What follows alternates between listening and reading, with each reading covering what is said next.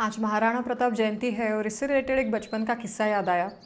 मैं जब बचपन में राष्ट्रीय सेविका समिति में जाती थी तो हम एक खेल खेलते थे। उस खेल में हम सब लड़कियां ऐसे राउंड करके बैठते थे और the game was like you have to receive a clap and pass a clap to the other person. और ये खेलते समय हम एक गाना गाते थे। वो गाना ऐसा था, गूंज उठी है हल्दी घाटी घोड़ों के इन टापों से, वीरों की है सेना निकली राणा लड़ता मुगलों से, हाथी पे सलीम है चेतक पे राणा है, हाथों में भाला है देखो चेतक हाथी के मस्तक पर चढ़ गया, टप टप टप टप टप टप टप टप टप टप टप टप शूल। The last clap you have to miss it.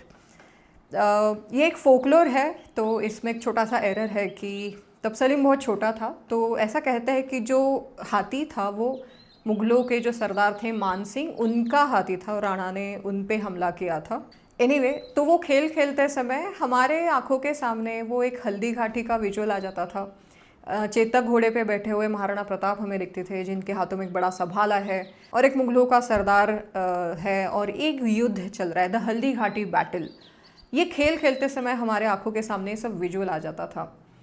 कहने का तात्पर्य ये है कि when was the last time we taught our children history through such kind of games. इतिहास को सिर्फ स्कूल के वो 4 दीवारों में नहीं पढ़ाया जा सकता। इतिहास को हम कभी भी किसी भी फॉर्म में बच्चों को पढ़ा सकते हैं, उसे इंटरेस्टिंग बना के, एंटरटेनिंग बना के भी, कहानियों के ज़रिए भी हम बच्चों को इतिहास सिखा सकते हैं और इसी से बच्चों की रुचि उसमें बढ़ती जाएगी। आपको नहीं लगता ऐसे ही गेम्स के थ्रू अगर हम भारत के वीरों की गौरव गाथाएं बच्चों को सुनाएंगे, उनके साथ खेलेंगे, तो वो ज़्यादा अच्छे से इन्हें समझ पाएंगे और इन वीरों के प्रति उनके मन में एक आदर जाग जाएगा और एक शायद एक जिज्ञासा भी जाग जाएगी to know more about them, to know more their stories.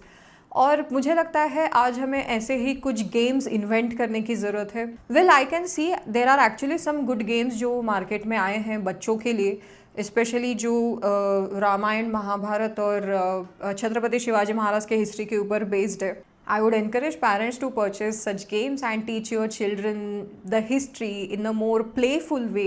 You can always engage with them, interact with them, play with them. और ऐसे ही करते करते उन्हें हमारा इतिहास भी समझ में आ जाएगा।